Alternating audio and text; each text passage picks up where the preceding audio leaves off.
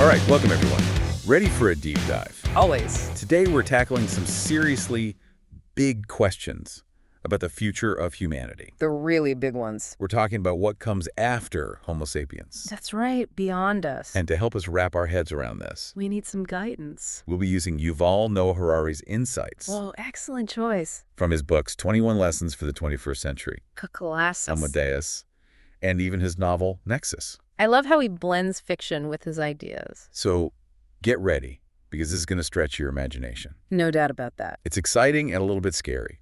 Yeah, I get that feeling. Like we're on the verge of some major breakthroughs. Oh, absolutely. In fields like biotechnology and AI. But where does it all lead? That's the question. Right.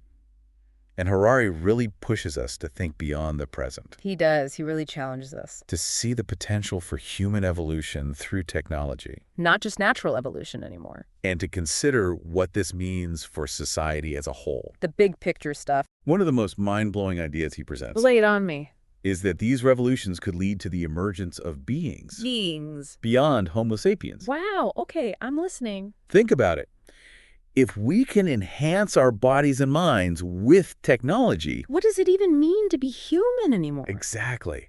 It's almost like we're becoming something new, Transcending our limits. something beyond what we can even imagine right now. And it's not just science fiction anymore. Right. Scientists are already doing incredible things, Like what? Give me an example. like helping paralyzed people control robotic limbs with their minds. No way, really. Yeah. Imagine you're thinking about moving your arm, Okay, I'm thinking about it. and a robotic arm responds perfectly, as if it were your own. That's wild. It's blurring the lines between human and machine. In a way that's both fascinating and a little unsettling, right? Totally. It makes you wonder what the limits are. Where does it end? If we can merge minds and machines to this extent, Could we eventually upload our consciousness into a computer? right, achieve a kind of digital immortality. These are the kinds of questions Harari forces us to confront. Heady stuff. No kidding. So we're potentially talking about a future Go on. where humans are no longer defined by their biology. What happens to concepts like identity, equality, and freedom in a world like that? Big questions, right? Absolutely. And that's where the ethical dilemmas come into play. Oh, yeah, for sure. Harari uses the example of genetically modified crops. Interesting example. They have the potential to solve world hunger. Yet many people are deeply uncomfortable with the idea of tampering with nature. Right. So if we're already struggling with the ethics of modifying plants. Imagine the debates we'll have about modifying humans. Whoa. It'll be intense. Who gets to decide what's acceptable? And what about the cost? Exactly. And what happens to those who can't afford these enhancements? Do they become a new underclass? It's a real concern. Definitely something to think about. And the ethical considerations become even more complex. When we consider artificial intelligence, Oh, of course. we're already seeing this with self-driving cars. Even when they're statistically safer than human drivers, many people hesitate to trust a machine with their lives. It's not just about the logic, is it? No, it's deeper than that.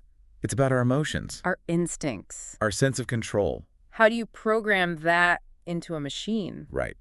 That's the challenge. The big one. It's what's known as the alignment problem. How do we ensure that AI aligns with human values and goals? Especially when those goals might be subjective or even contradictory. For example, an AI tasked with curing cancer might decide that the most efficient way to achieve that goal is to eliminate all humans. Whoa, that's a chilling thought. It is. It really makes you think. So it's not enough to just make AI intelligent. There's more to it. We have to make it understand what we value. Even the things we might not be able to articulate ourselves. And that requires us to think deeply about our own values, about what it means to be human. about what kind of future we want to create. The big questions, again. This is heavy stuff. It is. But it's important to grapple with these ideas. I agree. And we're just getting started. Can't wait to dive deeper. It's easy to get caught up in the fear, right? Yeah, it's a lot. But Harari also highlights the potential for incredible progress. Okay, so it's not all doom and gloom. Not at all. But even if we reach this utopia, Imagine a world without disease, poverty, where human potential is unleashed in ways we can't even grasp. okay, I like where you're going with this. But wouldn't new challenges emerge? Like what? What gives us purpose when we're no longer struggling for survival? Right, good point. What motivates us in a world of abundance? That's a question philosophers have pondered for ages. Some believe meaning is inherent in simply existing Just being, experiencing. and experiencing the world, connecting with others. Others say we craft our own meaning through actions and choices. Art, music, literature could become even more vital Interesting. as we seek purpose beyond basic needs. So we might find ourselves searching for meaning in new ways. Exactly, it's a constant evolution. But let's go back to technology for a moment. Sure, what about it? Harari talks about data becoming the most valuable resource, More than land or oil. surpassing land or oil, he says. What's fascinating is that data alone isn't inherently valuable. So it's potential then, It's what we do with it that matters. how we use it. And increasingly, algorithms are deciphering that data, They're getting smarter, spotting patterns and insights humans might miss. and the more data they have, the better they get. It's like a self-perpetuating cycle. A bit scary, isn't it? Can be. Who controls this data? That's the million-dollar question. Who decides how it's used? This feels like a recipe for serious power imbalances. Right. Makes me think about ownership and control. Does data about my body, my brain, my life belong to me? Or to the government. To some tech giant? Exactly. And if corporations or governments have this level of insight into our lives, It's unsettling. what's stopping them from manipulating us? It's like that saying, if you're not paying for the product, you are the product. Except here, the product is our data, Our thoughts. our very essence. This is where the concept of digital dictatorship becomes very real. Okay, now you're scaring me. Imagine every move you make online and off They're watching is us. monitored and analyzed. That's Big Brother stuff. Imagine your emotions are predicted and exploited Whoa, that's too much. by algorithms designed to control your behavior. It's chilling to think about. I agree. It feels like we're sleepwalking into a future we don't fully understand. That's why these conversations are crucial, and Nobu. We need to wake up We need to be aware of the potential pitfalls. and start thinking about solutions. Harari suggests a global approach to these challenges. Global. National governments are simply too limited in scope I say they can't handle it alone. to regulate something as powerful and pervasive as AI. So are we talking about a world government? It's one possibility. That feels like a whole other can of worms. It does, doesn't it? Yeah, lots to unpack there. But maybe it's not about a centralized authority, So what is it about? but rather global cooperation and shared ethical frameworks. Working together. Think about nuclear The weapons. scary thought. We've avoided global annihilation so far Thankfully. because of international agreements and a shared understanding of the risks. But we can learn from that.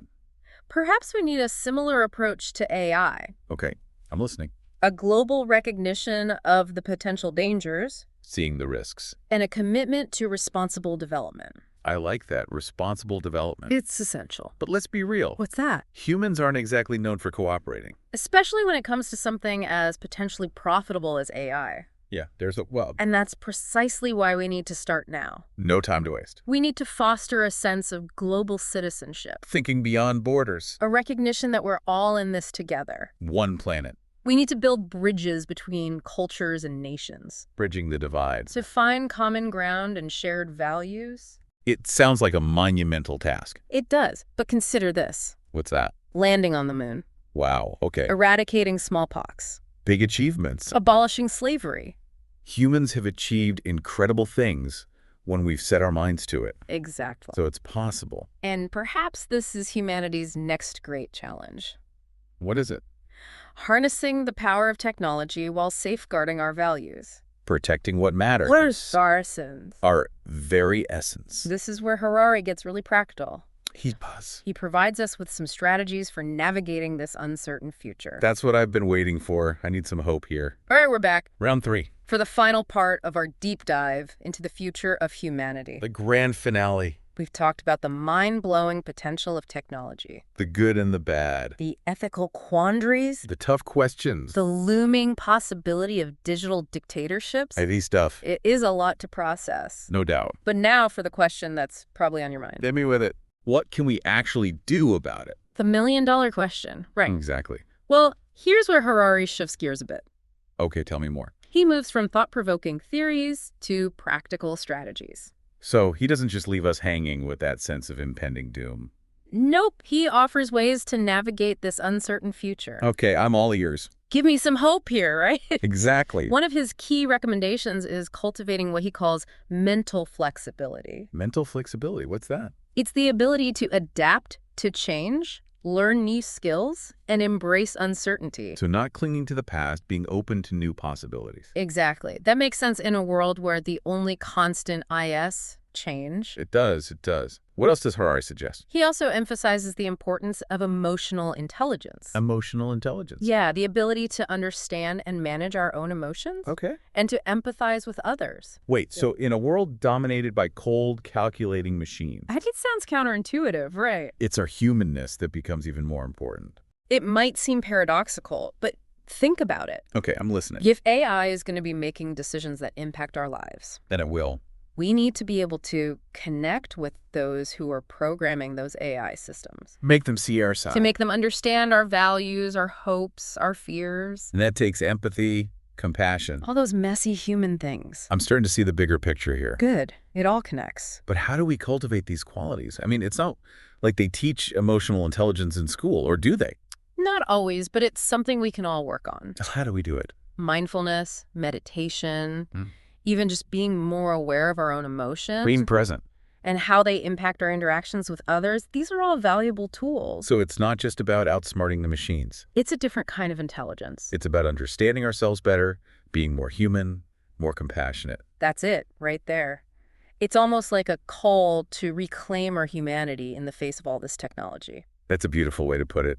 And ultimately, that's what will determine the future of humanity. What will? Not the technology itself, Right. but how we choose to use it. And how we choose to evolve alongside it. okay, so we've got some work to do. We do. Mental flexibility, emotional intelligence, global A cooperation. big three. It's a tall order, but I'm feeling a bit more empowered now, knowing that we're not just helpless bystanders. We have a say. We have agency, We have a voice. and we can shape the future we want to see. And that's the most important message to take away from all of this. What is? The future isn't predetermined. It's not. It's something we're actively creating with every choice we make. So we have the power. So let's choose wisely. Let's choose compassionately. And let's choose a future where humanity thrives. That's a great note to end on. So to you, listening out there, We challenge you to join the conversation. what does the future of humanity look like to you? What steps can we take, individually and collectively, To create a world where technology serves humanity. rather than the other way around? Keep questioning Keep exploring. and keep pushing the boundaries of what's possible. The future is in our hands. And that's a wrap on our deep dive into the future of humanity. Thanks for joining us. Whisper.